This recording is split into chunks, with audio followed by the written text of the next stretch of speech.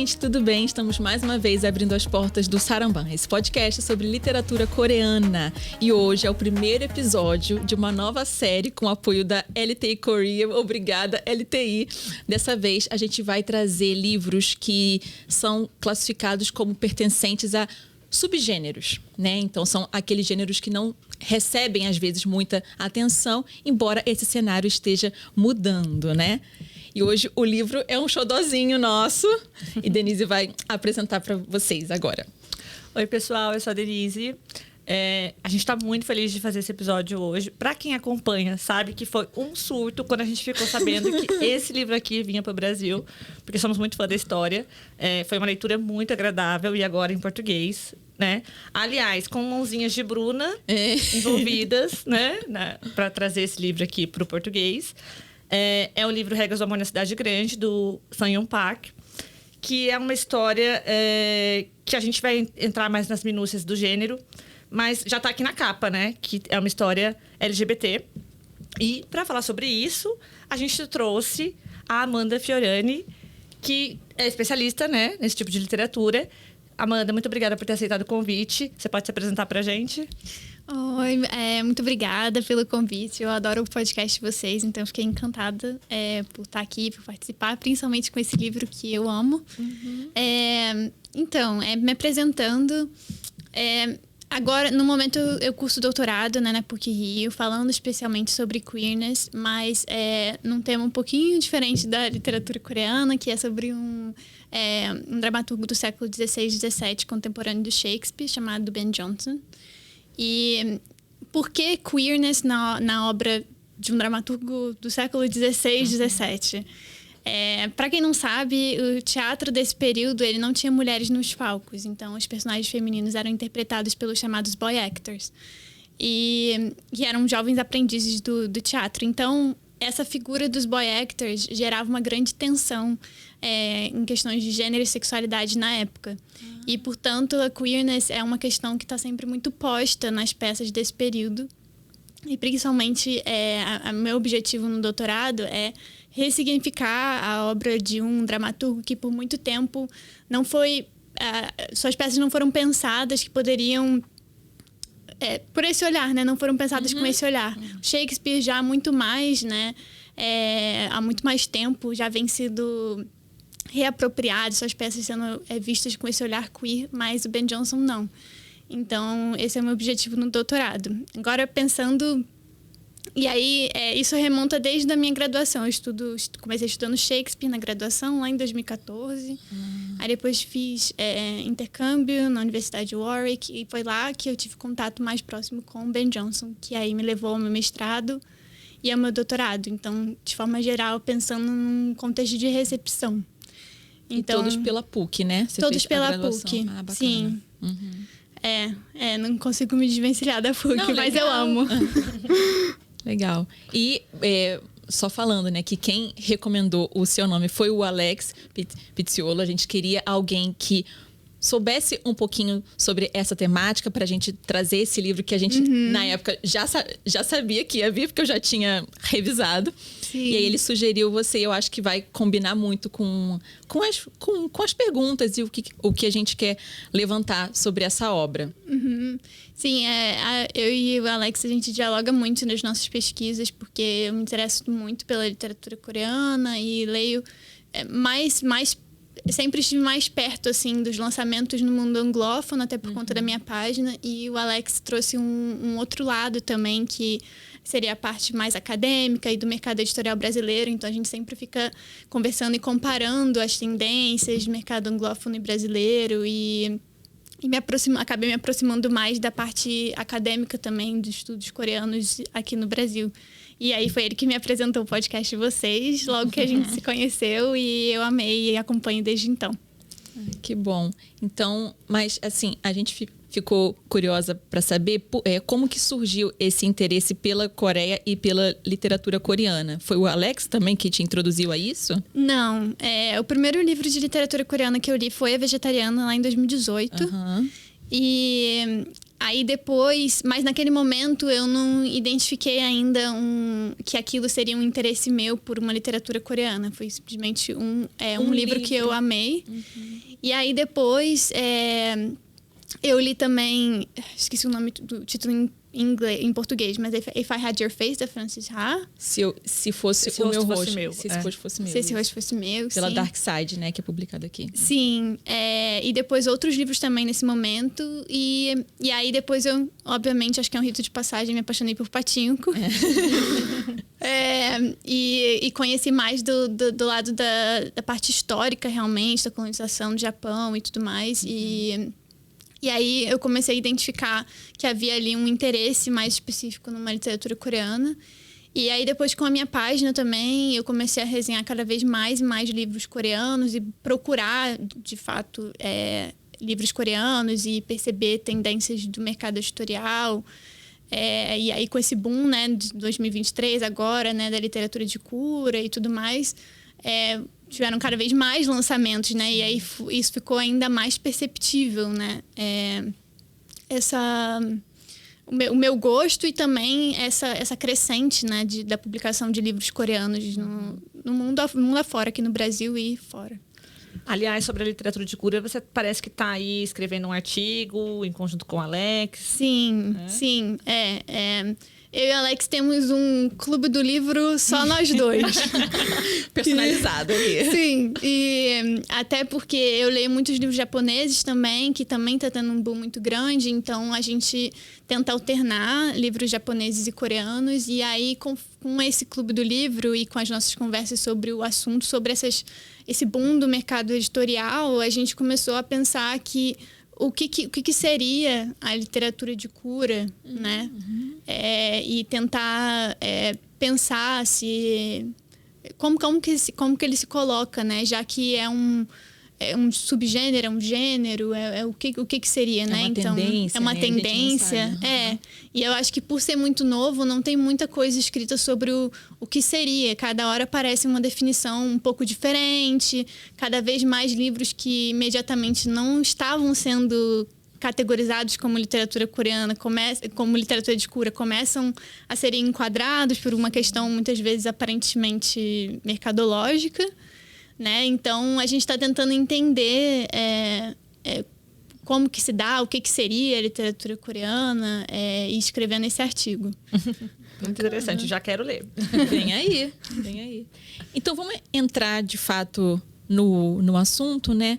A gente queria muito que esse episódio fosse uma introdução sobre a literatura queer, e é uma temática que a gente está se aproximando agora, né? Pelo menos, eu não tenho tanta teoria por trás. Então, acho que como uma primeira pergunta, a gente queria saber o que é a teoria queer ou a literatura queer e aspectos mais gerais, assim, para que a gente possa depois entrar no livro em específico. Sim. Eu acho que tem duas maneiras de se ver a teoria queer. Eu acho que o primeiro momento, eu acho que seria como ela surgiu nos Estados Unidos, né? E eu acho que é interessante pensar sobre a teoria queer, primeiro começando pela palavra queer em si. Ótimo. Que foi uma palavra que, na língua inglesa, primeiro estava sendo usada de uma forma depreciativa para se falar da comunidade LGBT, QIA+, e então vai ser ali a partir da década de 60, na verdade, pelos movimentos sociais, começa a ser ressignificada, usada para empoderar essa comunidade. E depois, na década de 90, também pela esfera acadêmica, você vai ter também essa ressignificação para criar o que a gente considera hoje em dia como a teoria queer. Então, isso aparece dessa forma, a teoria queer, pela primeira vez em 1990, por uma estudiosa chamada Teresa de Laurentiis, e depois, já em 91, em um número de uma revista acadêmica. Então, o que eles querem dizer, então, com o queer? O queer seria um conceito guarda-chuva para se referir àqueles ou àquilo, né? Nesse caso, uma narrativa ou o que for, que, pensando nas três esferas de gênero, sexo e desejo, de alguma forma desviam em algum desses três ou mais de um dessas três esferas. Então, o queer, ele está, vamos dizer, pensando numa sigla de LGBT, QIA+, todas as pessoas dentro da sigla que fazem parte de todas essas esferas seriam queer. Seja por seu gênero, seja por seu sexo ou por desejo, por sexo oposto ou mesmo e assim por diante. Então faz todo sentido também a gente considerar a literatura queer como uma literatura de subgênero? Ou você acha que a gente não classifica mais como um sub e já é uma narrativa que já está ganhando mais voz e tudo mais?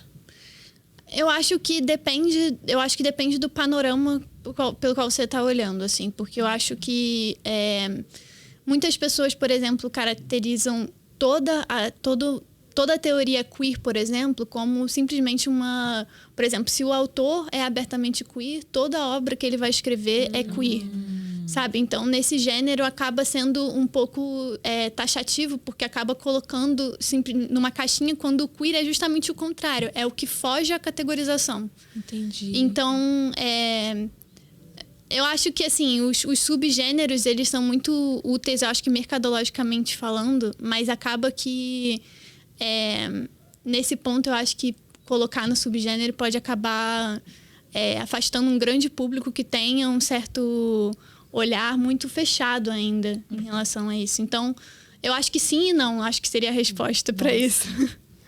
Então, acho que você já deixou um pouco, assim, uma deixa para nossa próxima pergunta, que era qual a diferença, né, entre essa palavra queer e a sigla LGBTQIA+, né? Uhum. Aí, então, significaria que todos os LGBTQIA+, estão dentro do queer. Sim, exatamente.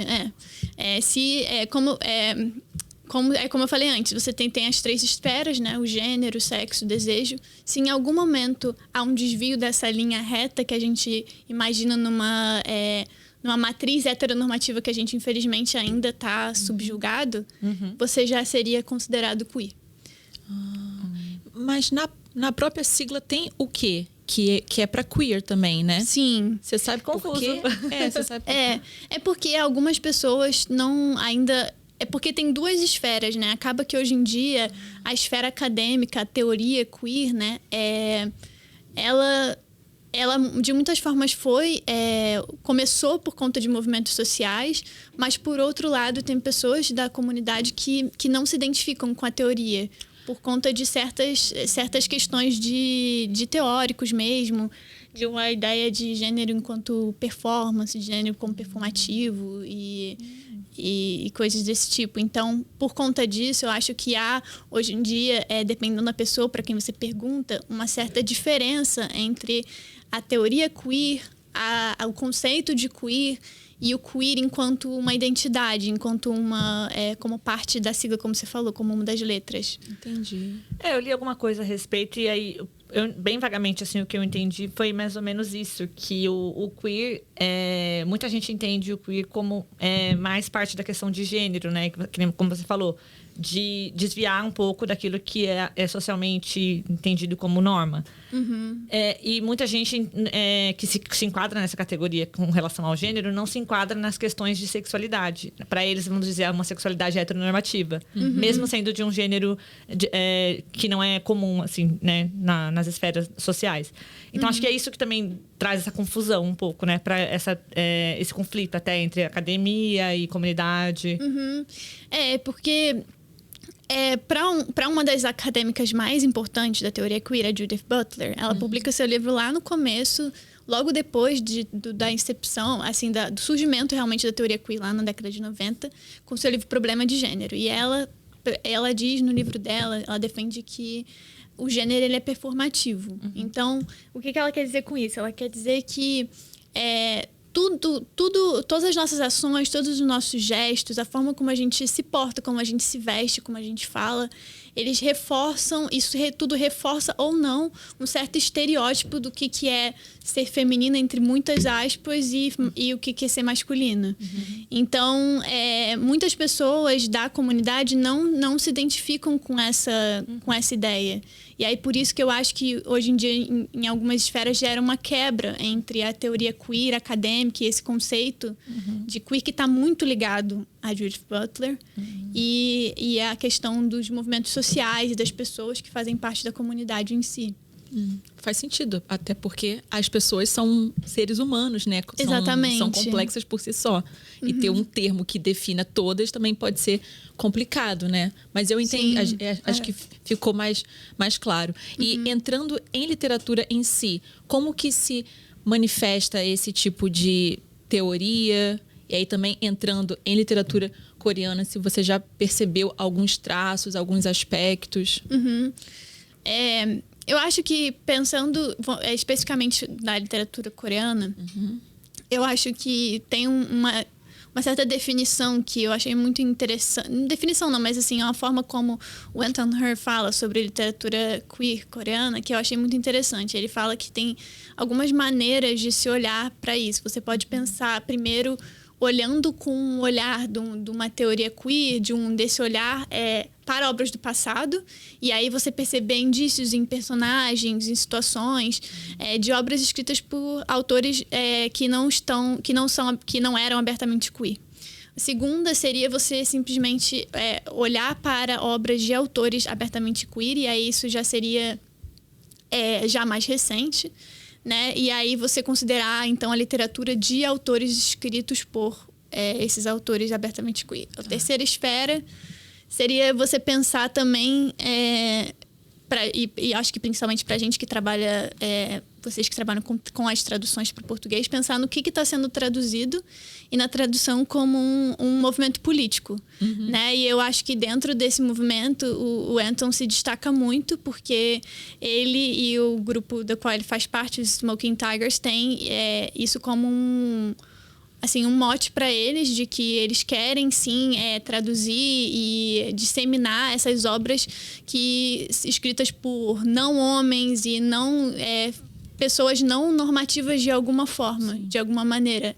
E então eu acho que tem essas três maneiras assim de se pensar e realmente não tem como fugir hoje em dia do Anton para se falar de literatura queer sul-coreana, porque tantos exemplos assim de como ele usa do poder do capital simbólico que ele tem hoje em dia, do poder que ele tem no mercado editorial, da visibilidade, para fazer visível essa literatura. Trazer essas obras. E a comunidade, de forma geral. Sim.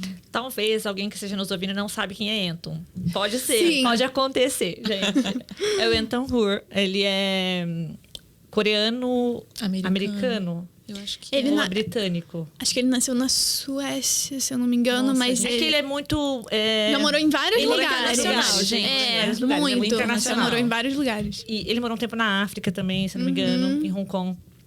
E ele, meio que hoje em dia, eu acho que ele funciona como o grande curador de literatura coreana que vai ser exportada para o mundo, né? Sim. Quando a gente teve o episódio aqui também da Jaqueline Mendes, que falou sobre o Coelho Maldito, ela até falou que, de início, o que ela lia de literatura coreana era o que o Anton indicava.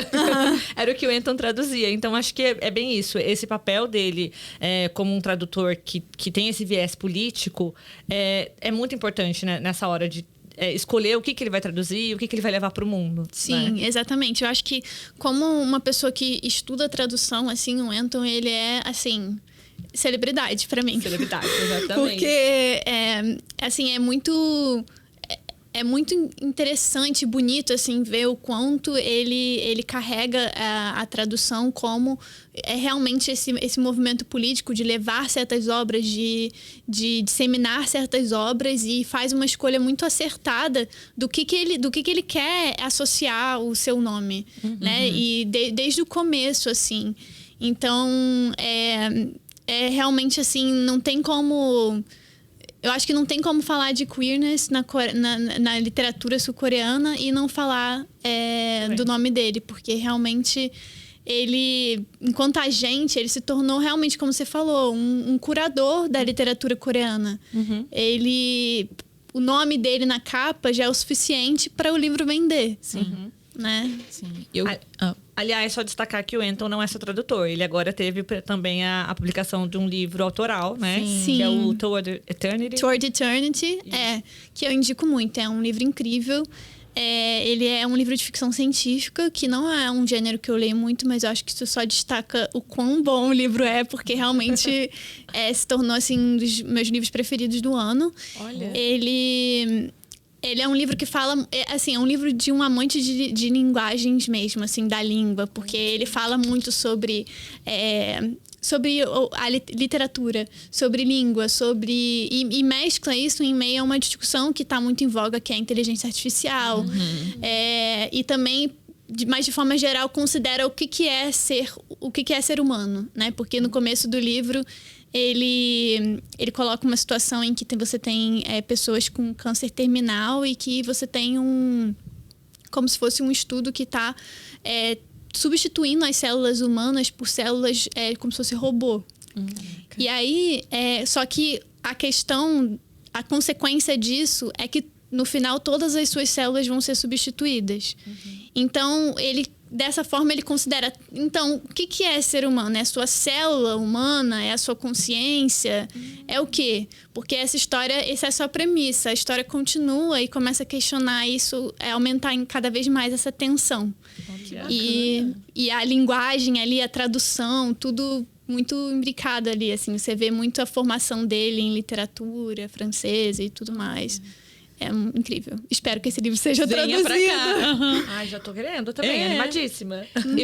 Eu queria comentar uma coisa que você falou, porque essa edição aqui, ela é baseada na tradução dele, né? Sim. Que é ótima. E aí, eu tive a oportunidade, enquanto revisora, de lidar com o original em coreano, a tradução dele em inglês e o que a gente tem em português. Sim. Eu queria falar duas coisas. Então, assim, eu tive esse papel privilegiado de poder comparar, e a tradução dele é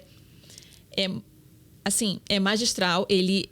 A gente consegue ver pela tradução dele esse cuidado de incluir a comunidade, trazer, então, essa identidade. Então, isso acho que ficou muito fiel ao original também. E aí, outra questão que eu queria ressaltar é o quanto que a tradução é importante nesse sentido. Porque quando eu revisei a tradução, que é do Adriano Scandolar, é isso. Ele também faz tradução de ficção científica, outros tipos de livro também. Só que eu senti um certo apagamento. E aí eu, enquanto revisora, enquanto copydesk, eu tive que pesquisar muito sobre a identidade queer e a comunidade, porque eu não faço parte. Sim. Então, também tem que ter esse cuidado. E aí eu fui ajustando para que tentasse ficar ao máximo para a comunidade brasileira o que o Anton fez para a comunidade inglesa, né? O que fala a língua inglesa. Então, o papel de uma tradução vai muito mais do que você manter a vibe, né? Vai muito de também você pensar em quem chega e a construir realmente essa identidade, né? Esse grupo. Então, eu espero... Você já leu a versão em português? Eu li em português também. Depois a gente pode falar, então, se deu assim... tem a editora por trás também, né? Tem essas questões, mas, enfim... É um papel muito, muito importante. Com certeza. Quando... Eu acho que eu não sei se a gente vai adiantar o ponto, mas... Só fala. Tá. Quando eu tava agora em agosto, né?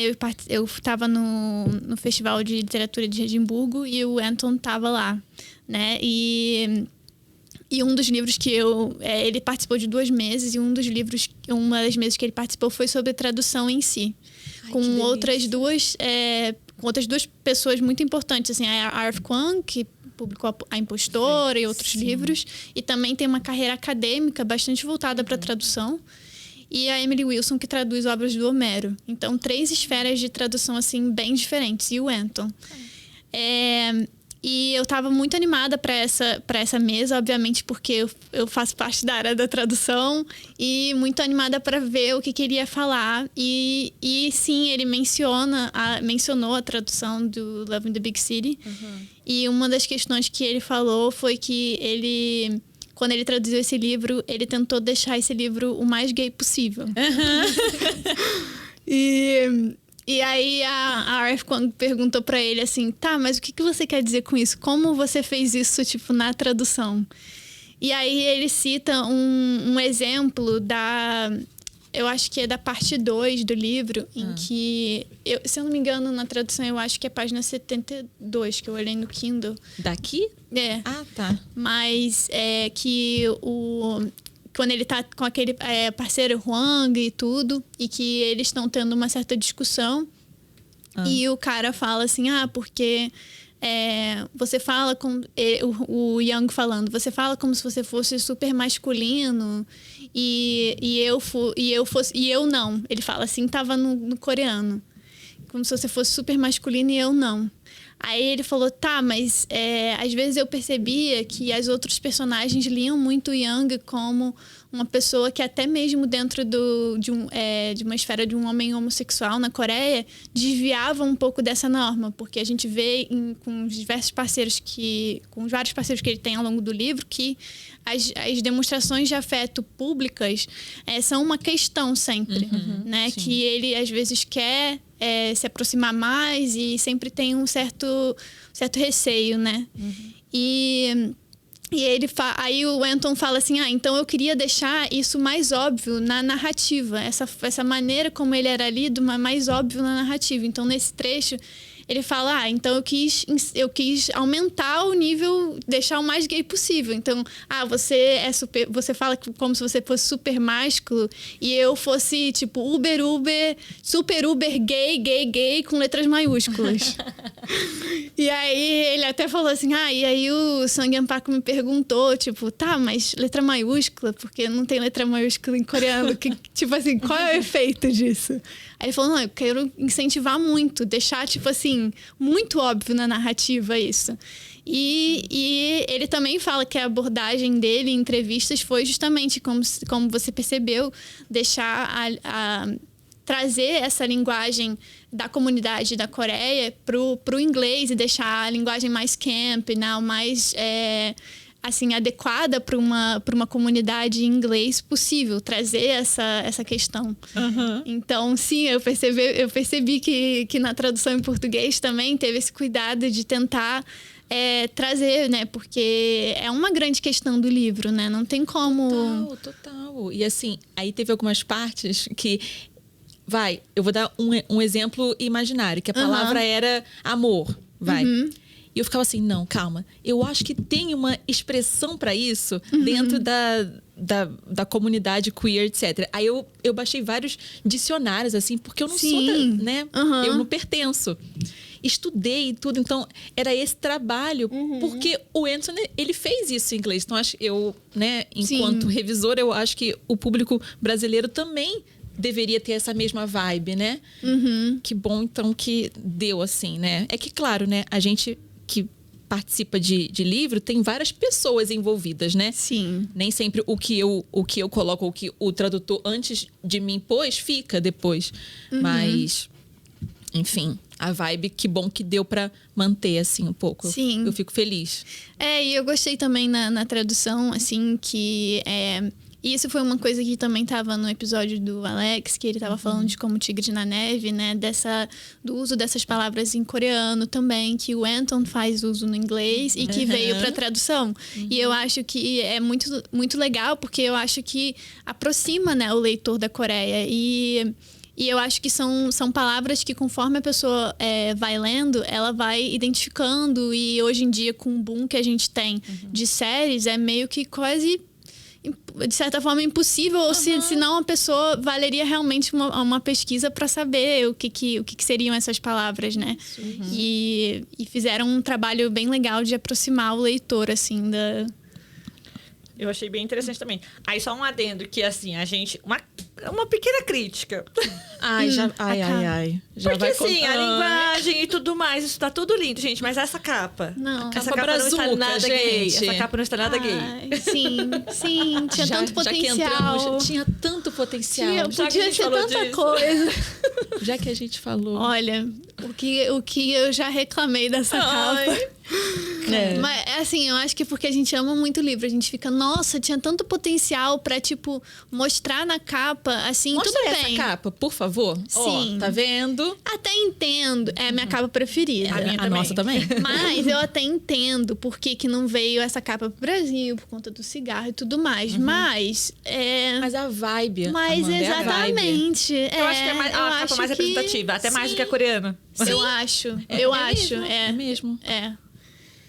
Sim. Realmente não tenho o que dizer. Vamos pesos. refazer Todo essa mundo coisa. concorda. Sim. Retomando as questões de teoria queer e literatura queer, na obra do Park Sang-yoon, especificamente, né? Esse livro, eu acho que é o primeiro romance dele, né? Você já teve contato com alguma outra obra dele ou essa é a primeira? Sim, eu já li 2 outros contos dele. Ele tem... Em português a gente só tem o romance, né? Mas em inglês a gente tem o romance e alguns contos dele publicados em revistas online. Inclusive, recomendo bastante o número de literatura queer coreana editado pelo Anton Hur na Words Without Borders. Tá. A gente bota na descrição. E tem um conto do Sang-yoon Park lá. E aqui nesse livro também, mostrando... que foi publicado... Lê o nome aí. Queer Korean Fiction, A Century of Queer Korean Fiction.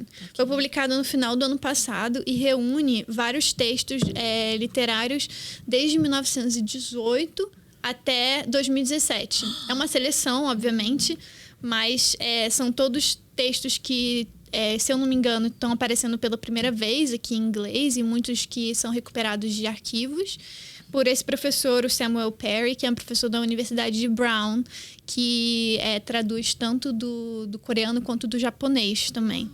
E isso surgiu, essa coletânea surgiu a partir de matérias que ele já dá sobre literatura queer coreana e que, então, para facilitar até para os alunos dele, eles decidiram publicar em forma de livro. E é incrível, porque é o acesso para outras pessoas essa literatura. E aqui tem um conto do Sang-yoon Park também, chamado Yoon-do is Back. Yoon-do is Back, tá. A gente bota também aqui. E é incrível, assim, porque eu acho que por meio desses outros contos dá para traçar um certo panorama, assim, da abordagem dele, assim, porque no livro do Regras de Amor na Cidade Grande, a gente tem... Cada história traz, assim, diversas esferas, né, da vida de um homem gay na Coreia. E nesses contos, eu acho que até pelo tamanho, por ser um conto, né, ser uma história mais condensada, ele eleva essa tensão, assim, no último nível. Então, ele fala, assim, sobre questões queer, experiências queer, em relação à religião, em relação ao serviço militar. Que bacana. Sim. Esse é o Yoon-do is Back. Yoon-do is Back relaciona com a religião. Tá. E qual é o outro que O você outro? leu? Eu não vou lembrar o nome. Depois você passa e a gente bota aqui depois também. eu coloco. Tá. É um nome bem longo. Tá. Mas esse relaciona com o serviço militar. São dois caras que estão servindo, 2 homens que estão servindo, e tem ali uma tensão, uma relação ali. E a gente sabe que, especialmente, essa questão no serviço militar ainda é uma questão hoje em dia. Né? Então, ele realmente usa os contos dele, assim, o formato para ir justamente nas áreas na ferida onde... ali, né? Nossa, que bacana. E quais são, assim, os principais temas, né, que ele aborda? Tanto nos contos quanto aqui no Regras do Amor na Cidade Grande, que são, assim, de grande relevância, né? Para teoria queer ou para literatura queer. Eu acho que o que se destaca, assim, na narrativa dele, eu acho que é essa questão do pertencimento ou não frente a uma sociedade que ele retrata como sendo bem conservadora. E eu acho que também questões identitárias do que significa, de fato, nessa sociedade ser um homem gay. Porque, como a gente estava até falando antes, a questão das demonstrações de afeto, tem essa ideia de que como se o homem gay, de fato, só pudesse externar essa sua identidade dentro de 4 paredes, assim. Como se fora ele tivesse que ainda estar dentro de uma certa norma, porque, apesar de não ser um crime, ainda sim, tem muita discriminação, né? E isso fica até claro no Regras de Amor na Cidade Grande, né? Na segunda parte, quando os dois estão caminhando junto no parque, né? E aí encontram um casal mais velho com quem a pessoa com quem ele já tinha estudado juntos, né? E é uma conversa que assim... Bem incômodo. É bem incômodo de ler, assim, até por conta do tom de brincadeira, de certa forma, do casal frente ao que eles estavam de fato falando. O que torna, eu acho, ainda pior o que eles estavam falando. O fato de achar que aquilo ainda é motivo para brincadeira. Que isso pode ser engraçado, né? Então, eu acho que é pertencimento e o não pertencimento. E também eu acho que uma percepção do amor como uma emoção que não é unicamente positiva. Assim, porque eu acho que o livro retrata, e o próprio autor diz em entrevistas que ele quis retratar o amor de diversas formas, né? Então, na primeira parte, a gente tem focado muito mais na amizade, né? E ali contrastando como nenhum dos dois estavam seguindo a norma do que era esperado de uma mulher ou de um homem na Coreia, né?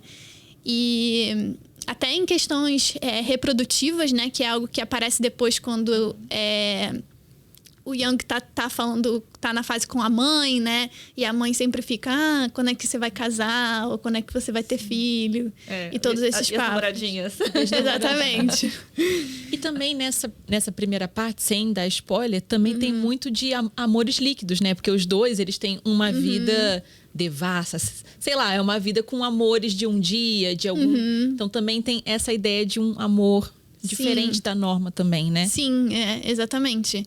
E sempre essa voz exterior, né, de outras pessoas que o rodeiam, os criticando por conta disso, né? É sempre uma coisa negativa que os rodeia, né? Mas ao mesmo tempo eles, na bolha deles, há sim apesar de no livro você ter várias questões do não pertencimento, ali entre os dois você tem sim uma cumplicidade, né? Um senso de pertencimento ali de certa forma, entre muitas aspas, inadequação frente a essa norma que em si impõe uma matriz heteronormativa a qual eles não aderem, né? É basicamente como se eles fossem dois excluídos, né? Duas pessoas que são marginalizadas e que acabam encontrando apoio um no outro. E aí essa primeira parte do livro é sobre essa cumplicidade toda que eles têm. E que é muito importante para essas primeira década, né, dos 20 anos deles, né? Sim,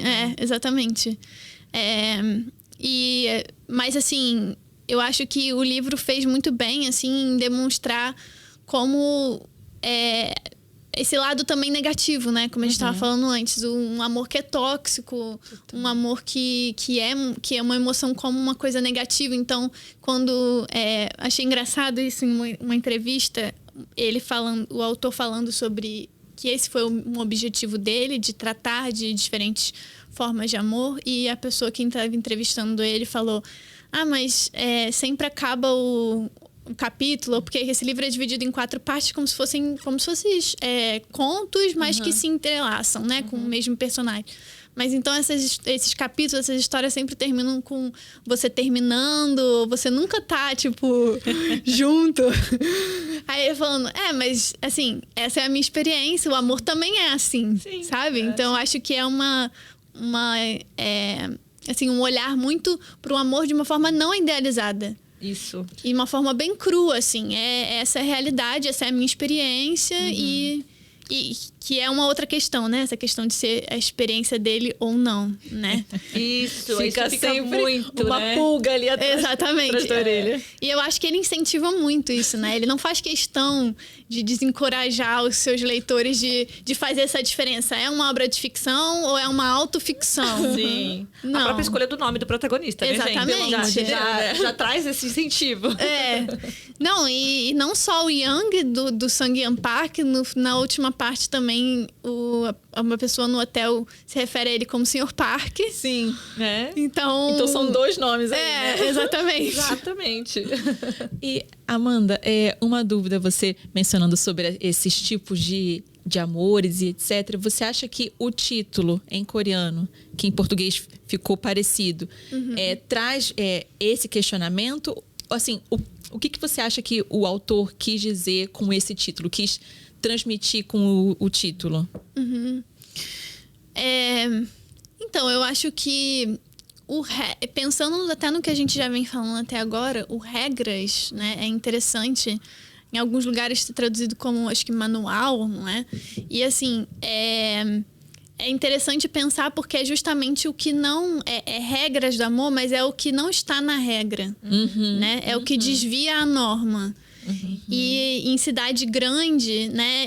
Não só Seul, mas nas outras cidades, né? Porque eu acho que isso se destaca muito que ele, por exemplo, se sente, de repente, mais livre para externar essa sua identidade como um homem gay em outras cidades grandes ou em esferas específicas de Seul, né?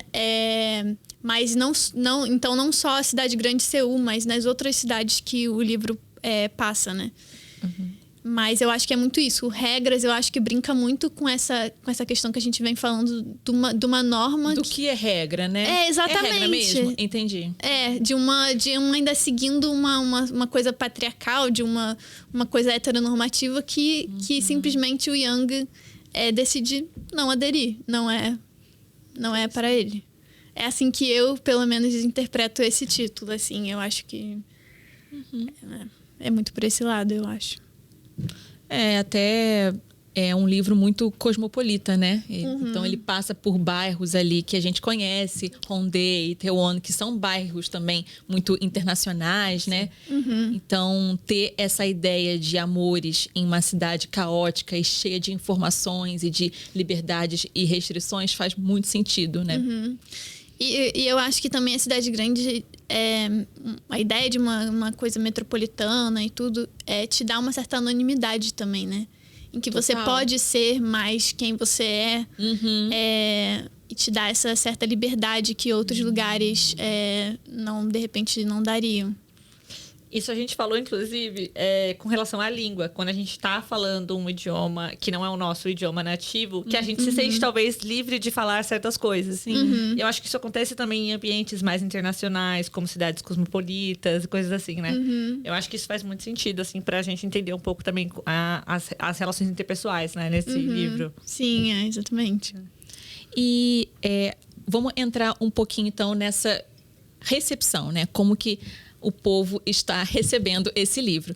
A primeira pergunta é se você já chegou a pesquisar, a ler sobre como que esse livro é lido lá na Coreia, se ele é bem recebido, quais são as críticas. Então, a recepção...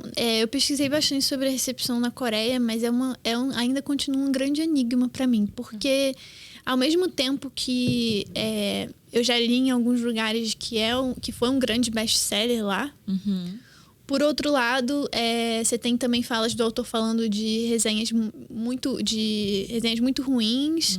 Então, eu acho que é justamente um retrato, de repente, de uma... acho que das dicotomias da sociedade sul-coreana frente a uma comunidade LGBTQIA+.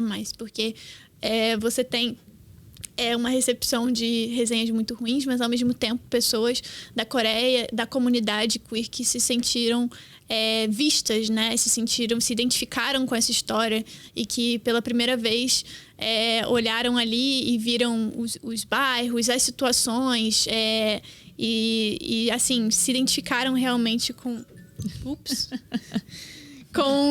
essa narrativa, né? Então eu acho que a recepção parece traduzir um pouco da dicotomia da própria sociedade, assim. E você acha que, por exemplo, o livro ter sido longlisted do Man Booker Prize influenciou em alguma coisa na recepção? Porque a gente tem, assim, né? Esse fenômeno, né, dos coreanos, quando alguma coisa é reconhecida lá fora, eles começam a olhar para aquilo de outra forma, né? Então, por mais que seja um tema que para eles seja tabu, talvez isso tenha influenciado também numa recepção um pouco mais favorável. Eu acredito que sim. Eu acho que o fato dele ter sido indicado depois você começa a ter uma grande... assim, até em termos, se você vai fazer uma pesquisa sobre o livro, depois de 2021, o número de postagens, de resenhas e tudo sobre o livro cresce, assim, exponencialmente. Então, eu acho que sim, foi um momento decisivo para essa recepção do livro. Eu acho que para a literatura coreana como um todo, né? Ali foi um marco muito grande, porque é um livro que, além de ser com uma temática queer, também foi traduzido por uma pessoa queer. E aí você tem toda a questão política que a gente já falou do Anton Hur aqui. Então, eu acho que essa junção ali das duas coisas, do prêmio, do tradutor e tudo, eu acho que deve ter sim mudado, parece ter sim mudado a recepção do livro. Entendi. Mas você acha que é muito cedo para a gente pensar que a premiação e como o livro está sendo mais falado, você acha que é muito cedo a gente pensar que o discurso social está mudando a partir dele? Ou é muito ingênuo da nossa parte achar isso?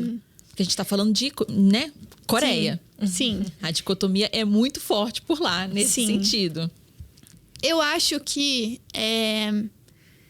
no mínimo, está causando uma grande discussão. E a gente está vendo isso agora, né? Nesse momento, com as adaptações que estão sendo lançadas no mês de outubro.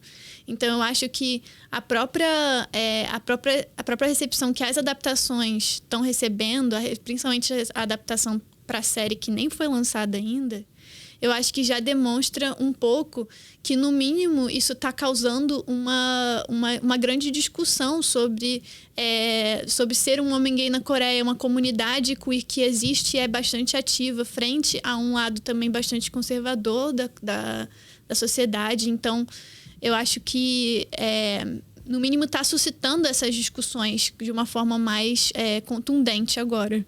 Ótimo. É porque o assunto está ali em voga, né? Então... para o bem ou para o mal, ele está sendo conversado, né? Sim. E, aliás, eu acho que é uma grande contradição até, porque, por exemplo, a gente vê exatamente isso. As adaptações para cinema ou para série televisiva acabam massificando. Então, acho que elas trazem uma reação mais explosiva. Mas se você for olhar, não só em questão de livro, mas, por exemplo, a Coreia tem muito webtoon, que é de temática queer. Ou então, por exemplo, que tem uma questão de sexualidade muito mais explícita do que tem nos dramas ou na TV. E que vendem muito e que são muito lidos, entendeu? Sim. Mas é tudo uma questão de uma leitura você faz no particular, né? Agora, colocar nicho, né? Colocar isso na telona, colocar isso na TV, sim, né? E mesmo que, no caso, a adaptação está sendo feita para um streaming, né? Não é TV aberta. Sim. Mas mesmo assim, ainda é bem complicado. Eu acho que as adaptações, elas... É o que você falou, tem um grupo muito grande que lê essa literatura, mas, ao mesmo tempo, ainda é meio que aquela coisa entre quatro paredes. Sim. Né? Eu acho que... Mas, assim, eu acho que o que muda nesse livro, por exemplo, é o fato de que, além de ter 2 adaptações sendo lançadas no mesmo mês, com atores muito famosos, né? O livro tem uma projeção muito grande fora, né? Como a gente vem falando, foi indicado para prêmio. Anton Hur, ano que vem, vai ser jurado do International Booker Prize. Ou seja, ele tem um poder político muito grande agora. Então, pensando justamente nas adaptações, que a gente deve entrar mais agora, mas a gente está vendo agora, 2 dias atrás, nessa semana, faltando 9 dias para estrear a adaptação em série, grupos conservadores fazendo, né, um acampamento na frente. Gente, sorry. Tudo bem. Fazendo um acampamento frente à TVI, né? Para tirar os materiais de divulgação do ar. E conseguiram tirar os trailers do ar, né? 2 dias atrás. E hoje, agora, logo antes da gente gravar o nosso episódio, a gente tem também pessoas em frente ao Ministério da Cultura falando que a série está promovendo uma glorificação da homossexualidade. Nossa. Então, ao mesmo tempo, o Anton, né, está fazendo a parte dele. Então, ele está marcando o Booker Prize. Ele está usando do poder político que ele tem hoje em dia para demonstrar e externar isso. Então, acho que essa dimensão internacional, eu acho que, de repente, parece incomodar mais, né? Que tá tomando uma dimensão, tá tomando um vulto de uma adaptação que foi pro TIFF, que foi para festivais fora, para uma série que tematiza, que o autor tá participando do roteiro, que tematiza essa queerness de frente, assim, com atores que já fizeram séries que não são BL, né? Então, eu acho que a dimensão do livro fora, mundo afora, eu acho que, de repente, pode ser um dos motivos para isso estar, de certa forma, causando uma comoção ainda maior. Porque não é mais entre quatro paredes. Agora tem uma dimensão mundial. É o que o Denise falou, né? Massificou, né? E aí... Exatamente. Porque... Eu leio muito a Webtoon, né? E a gente acompanha lá. Os números não mentem. Estão lendo. Assim como tem muita gente produzindo, tem muita gente lendo. Mas não se fala nisso no dia a dia. Não se conversa sobre isso, né? E mesmo quando saem as adaptações, a gente falando de adaptação mais especificamente, a gente tava conversando um pouquinho antes, que existe muito esse problema de os coreanos, né? E até o público internacional, às vezes, querer colocar em caixinhas. Então, por exemplo, o BL, o ator que faz BL, faz BL. Ator que faz BL não pode ser ator que faz drama hétero, entendeu? Ele vai estar ali, é para aquilo. Não vamos misturar as coisas. Cada um, tipo, no seu nicho, pro seu público. E hoje em dia a gente tem percebido que quando aparecem adaptações ou dramas BLs e que tem algum ator conhecido... que já fez dramas, mas assim, que já ganharam o mundo, né? Por exemplo, esse ator que tá fazendo... Vou pegar o nomezinho dele aqui, gente, na cola. Que é o outro protagonista, é o Nam Yoon-soo. E ele fez dramas muito famosos, como o Webtoon de Hoje, O Rei de Porcelana, Além do Mal. Então, ele é muito conhecido, vamos dizer, da Dramalândia. E, se a gente for reparar, não sei em outros países que eu não acompanho muito, mas aqui no Brasil a gente tem um público que acompanha dramas coreanos, que é um público muito conservador. Sim. Então, a gente começa a ver que começa a rejeitar essas adaptações. Ai, por que ele aceitou fazer esse tipo de drama? Tá manchando a carreira dele. A gente vê esse tipo de comentário. O ator está manchando a carreira dele porque ele aceitou fazer um drama BL. E eu, por exemplo, assim, eu tenho conhecimento de várias pessoas, gente, que assistem vários BLs, sabe? Acha tudo lindo, mas depois, no discurso do dia a dia, é totalmente homofóbico. Faz sentido? É muito estranho, né? Tudo isso. É muito complicado. Agora, sobre a recepção do livro em si, a gente está falando que essa recepção internacional acaba trazendo, né, também uma pressão, né, na Coreia. Aqui no Brasil, você já conseguiu sentir um pouco de como que tá essa recepção? Então... Apesar da capa? Fecha parênteses. Desculpa. Então, o que eu acho que se destaca na recepção dele até o momento no Brasil é simplesmente o que não está havendo discurso sobre o livro, assim. Assim, institucionalmente falando. A gente teve esse lançamento do livro logo antes da Bienal. O livro já estava à venda na Bienal. A gente teve a autora de Bem-vindo à Livraria Renondonga aqui, um evento lotado. E a gente teve o stand da Roku com a arte da Ingrid de Amêndoas. Ou seja, a literatura sul-coreana muito prestigiada na Bienal. Mas... até o momento, nenhum post da editora sobre o livro. Não teve nenhum? Nossa, nenhum. Que curioso, eu também não fui ver. Eu nem me atentei a isso. Nenhum post. Gente, será que nós vamos ser as primeiras a estar falando sobre ele? Ai. Caraca, então, nossa, eu não tinha visto isso. Tá, dada a importância da gente estar aqui falando sobre o livro hoje E de todas essas questões. Porque a gente comentou entre nós que a gente achou até interessante que a editora colocou na capa do livro, que é um livro LGBT. Porque poderia simplesmente ter passado por... como a gente falou. K-drama, né? Parece também. Na frente, o coraçãozinho coreano aqui, sei lá, vão lá ler achando que é um romance romance heteronormativo, né? Pra vendagem. E a gente achou curioso eles terem colocado na capa, porque a gente falou, estão apostando aí no Pink Money, né? Porque a gente tá vendo, assim, o grande boom da literatura coreana que a gente vem falando. Tudo bem que tá tendo um boom muito associado à literatura de cura, mas a literatura coreana está muito em voga. Gente, a Han Kang acabou de ganhar um Nobel. Não tem mais o que dizer, né? Se alguém queria ignorar, agora não dá mais. É a carteirada, né? Exatamente. E, assim, apesar desse livro, como a gente falou, foi indicado para prêmio, traduzido por um dos tradutores mais badalados do momento, sendo traduzidos para o português, em meio ao maior evento de literatura que a gente tem. E mesmo assim, duas adaptações, como a gente falou. Sim. 2 adaptações com atores famosos coreanos. E mesmo assim, nada. É isso, um grande né? silêncio, assim. O silêncio diz muito. Exatamente. E é interessante pensar que na Bienal, a editora também estava com a Inconveniente Loja de Conveniência 2, né? E teve mais boom. Então, eu vi mais, né? Naquelas filas e... pilhas, né? Errei. Do que esse. E, nossa, assim, eu jurava que por ter essa pegada queer e tá isso na capa, o coraçãozinho, eles iam colocar marketing aí. Muito marketing. Sim. Porque essa capa é meio marketing, né? Apesar das cores. Sim.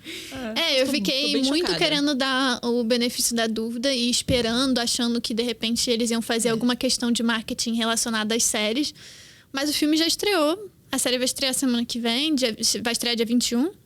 E até agora nada. Então, eu acho que isso só ressalta todas as questões que a gente vem falando aqui hoje. E, assim, só... Assim, nos lembra que, de repente, não essa questão que a gente está vendo agora com esses movimentos contra a adaptação e tudo mais, de repente, essa realidade não... Sabe, não tá tão longe daqui. A gente vem falando agora de movimentos de um grupo conservador que também consome os K-dramas e tudo aqui no Brasil. E esse público também consome a literatura. Então, eu fico me perguntando se há algum papel disso nessa recepção até o momento. E nossa, olha, reflexões desse episódio. Reflexões, viu? Porque... e, gente, se a gente for ver, pelo menos assim, do meu gosto particular, esse livro é muito melhor. Assim, é uma leitura muito mais interessante do que um monte de livro de ficção de cura que tá por aí. Inclusive, a Inconveniente Loja de E Conveniência. que não tá sendo falado, gente. Tô chocada. Eu acho... E aí entra esse questionamento, né? A Hallyu, né? Essa onda coreana, ela beneficia até onde, né?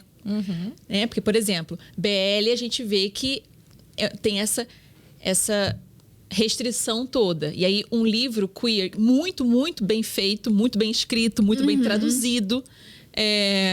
Também esse marketing ali bem distante. Então, a Hallyu, ela vai querer promover o que ali? E o que a gente, enquanto brasileiro, quer que venha com ela, né? Sim. Fica aí a sementinha pra gente refletir. E eu acho que a gente tá vendo agora com...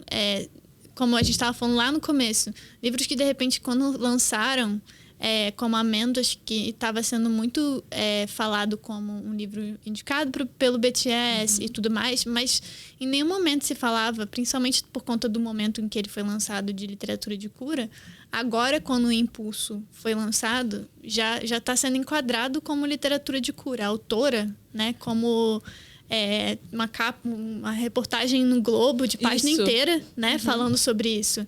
Então, eu me pergunto também o quanto esse livro, por estar mostrando uma outra faceta que não o que o mercado no momento está apostando, né, o quanto isso influencia também em não investir num marketing mais pesado para esse livro. Mas, ao mesmo tempo, tem todo aquele outro lado que a gente já falou. De cada prêmio, 2 adaptações, tudo que estaria, assim, para fazer com que esse livro fosse mais divulgado, tem. Então, fica essa questão, assim. E fica uma dúvida, por que trouxeram o livro, né? A gente acreditou que eles trouxeram pela história, mas só que também por essa carga de prêmios e tudo. Mas aí você não investe em marketing, né? Eu tenho certeza que, assim, se a série vier, né, pra cá, o filme, as coisas podem ser que mudem. Estamos na torcida, aliás. Sim. Empresas aí que trazem filmes. Por favor. Gente, meu sonho é assistir esse filme nas telonas. Sensacional. Por favor. E, outra coisa que a gente podia esclarecer, para quem não tá muito por dentro, é essa questão do filme e da série, essa censura em cima deles, né?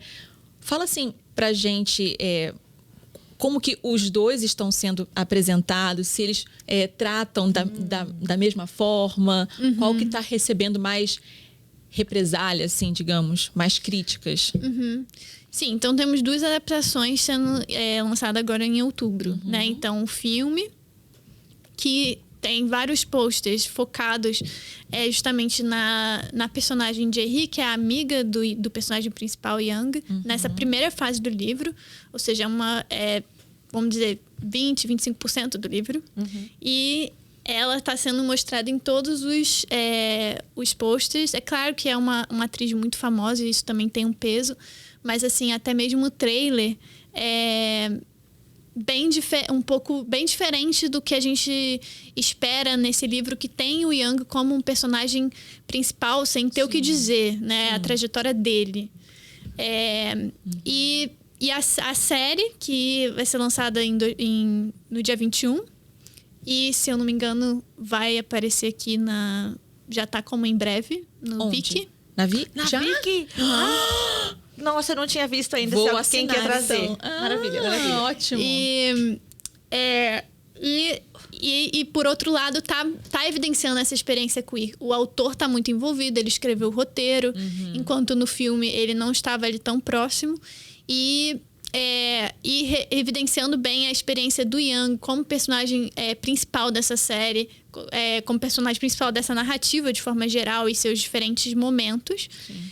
E o filme foi para festivais internacionais, o TIFF, de forma geral, até onde eu sei, não está recebendo grandes represálias, assim, mas em compensação, a série, que ainda nem estreou, já tiveram várias questões ali. Então, como eu mencionei antes, faltando 10 dias, os trailers foram tirados do ar por grupos, por pressão de grupos conservadores. E o autor foi bem, vamos dizer, ele foi bem honesto em relação a isso e botou isso na internet do que estava acontecendo. Sim.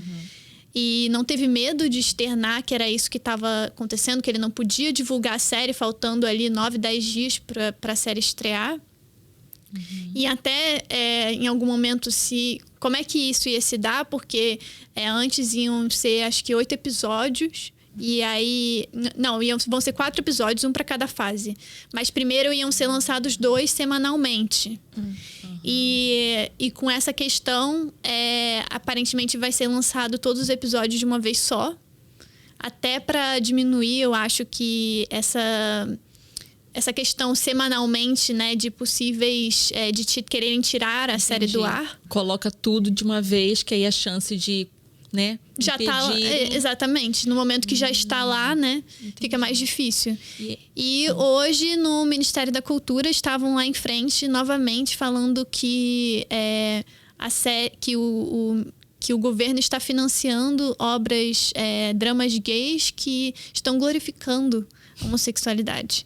Inclusive, o autor colocou novamente no Twitter 7.000 e tantos posts no Twitter com Love in the Big City.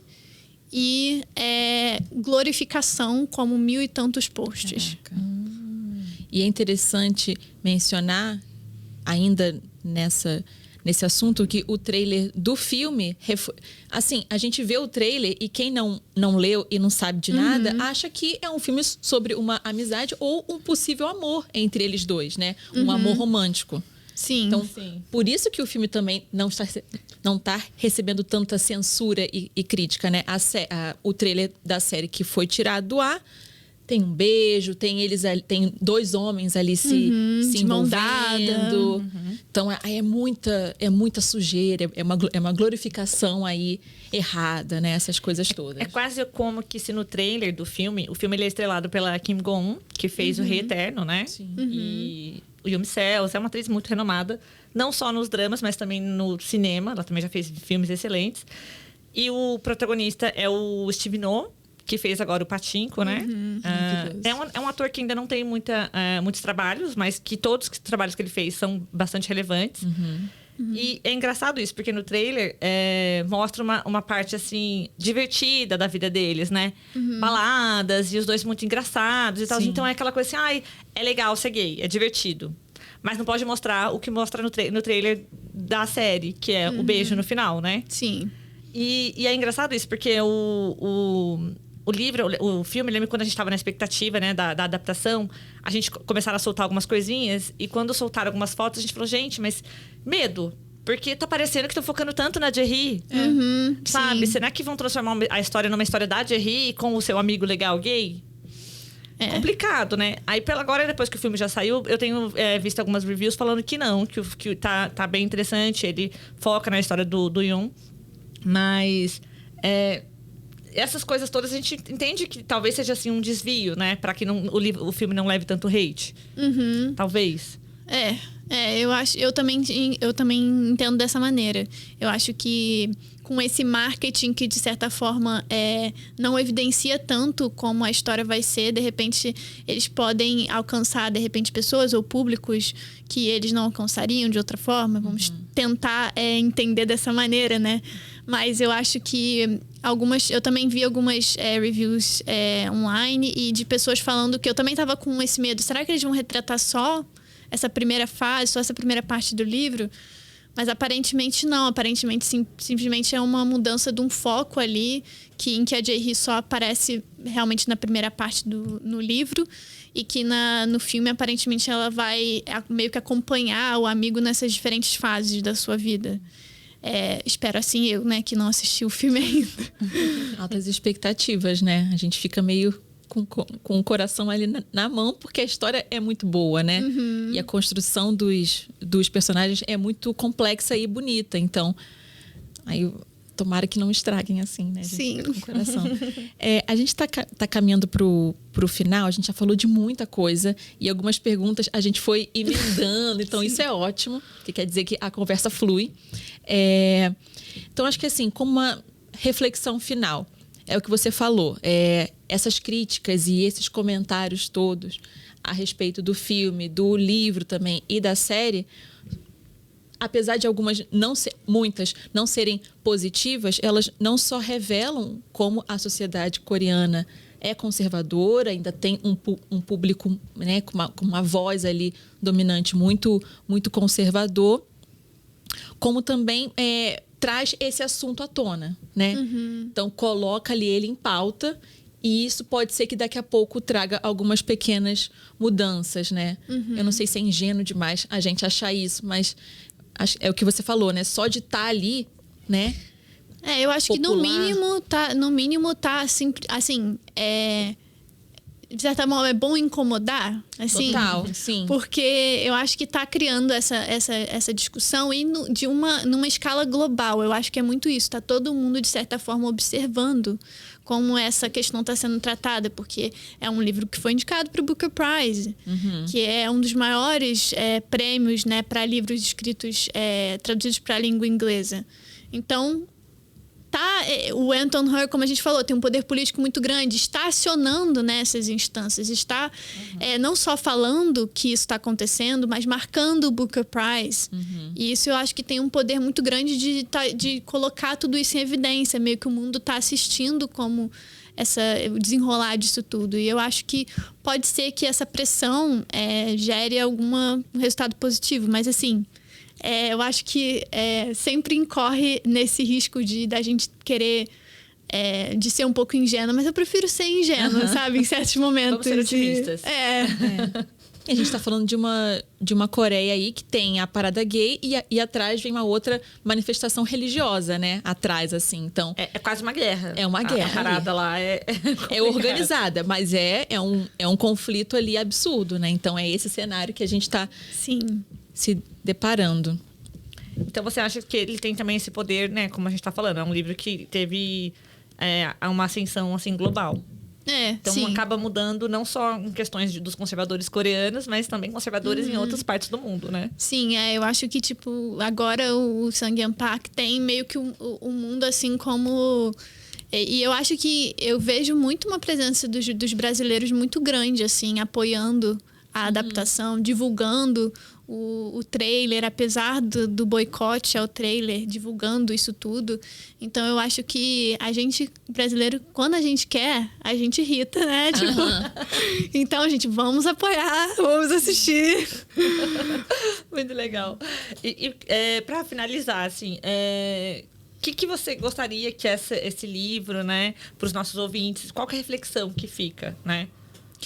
Eu acho que esse livro demonstra, assim, sai um pouco do que a gente está no ano passado e esse ano acostumado a ver da Coreia, assim, que tá vindo uma onda muito grande de literatura de cura que passa uma imagem X da Coreia. Eu acho que esse livro mostra uma outra faceta, né, da sociedade sul-coreana, que também é muito importante e que a gente está com essa visibilidade tanto mercadológica da literatura de cura quanto a Han Kang também ter ganhado o Nobel. Eu acho que esse é um momento propício para a gente ver diferentes facetas da sociedade coreana. E eu acho que essa é uma faceta muito importante.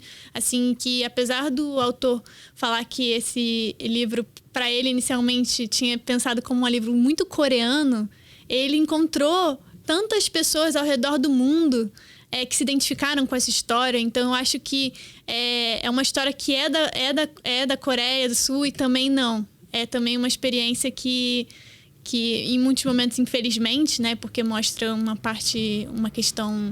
questões de preconceito, mas também evidenciam experiências queer e todas as situações pelas quais uma pessoa queer passa, né? Então, acho que é uma faceta muito importante de ser ressaltada e de ser traduzida para as mais diferentes línguas. E o Brasil, né, é uma importante, assim. Total. Muito bom. Nossa, eu assino embaixo, assim, eu acho que é... Eu acho que os leitores de literatura coreana, ou a galera que vem na esteira aí da Hallyu, dos dramas, tem que abrir os horizontes. Sim. Né? Então, assim, literatura de cura é legal, mas vamos ler os históricos, vamos ler literatura queer, vamos ler outras coisas, né? Vamos fazer o nosso cérebro pensar mais assim, de forma abrangente. Sim. Acho que isso é importante. E entender também que o que a literatura de cura traz é a parte bonitinha, muito, muito romantizada também, enquanto que outros livros estão trazendo outras facetas, como você falou, que resumem o que a Coreia é, né? Esses conflitos todos. E aí, a perguntinha final. Indicações. Para quem já leu ou então curte essa temática. Se tem outros livros que você gostaria de indicar que tem a temática queer. Aí, coreano, em português, eu acho que não vai ter. Vai ter poucos. Mas, enfim, fica à vontade aí para... Então, eu acho que indico o número que o Anton editou, porque eu acho que são contos e aí é uma maneira também de conhecer a obra de diversos autores. E eu acho que tem alguns textos até traduzidos por eles, mas também por ele, mas também traduzidos por outros tradutores do grupo da qual ele faz parte. No site do Smoking Tigers, eles também têm uma curadoria de uma lista de queer Korean literature. Então, coreana queer e listando por nome, com links. Então, é uma fonte, assim, muito importante. Eu acho que vale muito a pena. De maneira geral... Eu também, quando eu estava lendo esse livro, principalmente em relação à questão da Kylie e tudo mais, esse livro me lembrou muito Angels in America, do Tony Kushner, que é uma peça. E é uma peça que eu acho que de algumas formas dialoga com esse livro e me lembrou, assim, um pouco o tom e algumas das questões. Eu acho que para quem já leu, é uma leitura legal. E mais contemporâneo também, que foi lançado recentemente, o livro da Casey McQuiston, Combina, também. Combina? Em inglês é The Pairing, que também tem temática queer e também tem uma... Eu ainda não olhei a tradução, mas o que me chamou muita atenção no inglês, por exemplo, é que é um livro que na primeira parte faz questão de não identificar o gênero do seu personagem, sabe? E isso em inglês é mais fácil, né? Exatamente, isso em inglês é bem mais fácil. Inclusive, eu tô muito interessada para ver qual foi a solução encontrada pelo tradutor no português, que eu acho que foi lançada, se eu não me engano, no mês passado. Legal. Aí eu indico também, eu falei que não tinha. Tem o livro sobre minha filha, né? Sim, que exatamente. também conta esse conflito, né, de gerações e também, né, desses ideais. Então, fica aí também essa dica que eu esqueci. E nesse número, ele em inglês, ele foi traduzido por uma outra pessoa, que não o Anton. Mas nesse número que ele edita um pedaço do livro também. Bacana. Tá bom. E por último, qual é o seu blog, para quem ficou interessado, né? Então, eu resenho livros mais no Conversations with Amanda. Eu resenho mais livros em inglês, já que eu lido com... Meu tópico é literatura inglesa, então acaba que eu leio mais literatura em inglês. Fica a dica, né? Mas fica a dica, e eu pretendo fazer posts mais bilíngues também no futuro. E eu acho que... Assim, é bom perceber também, eu sempre tento perceber essa diferença, né, entre o que tá lançando aqui, o que tá lançando lá, as capas. Ótimo. Muito bom. Vamos dar uma olhada aí nas referências. Vão estar tudo, gente, como sempre, nos linkzinhos embaixo aqui, tanto no Spotify quanto no YouTube. E eu acho que é isso. Obrigada por terem ficado até agora, né? Acho que o papo trouxe muitas reflexões. Então, muito obrigada mesmo por ter topado o convite e ter vindo aqui do Rio, né? Participar.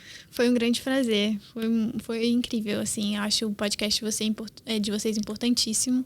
E eu acho que, principalmente, falar sobre esse livro, em meio a tudo que a gente falou, é, assim, essencial. Assim, para o momento que a gente vive. Obrigada. E, galera, quem não leu ainda vai ler, que a gente vem com a segunda parte, que vamos ser só eu e Bruna, falando mais, assim, profundamente, com spoiler, Aí vem das spoiler. coisas, né, do livro, das temáticas do livro. Sim. Obrigada quem ficou aqui. Tchau, tchau. Tchau.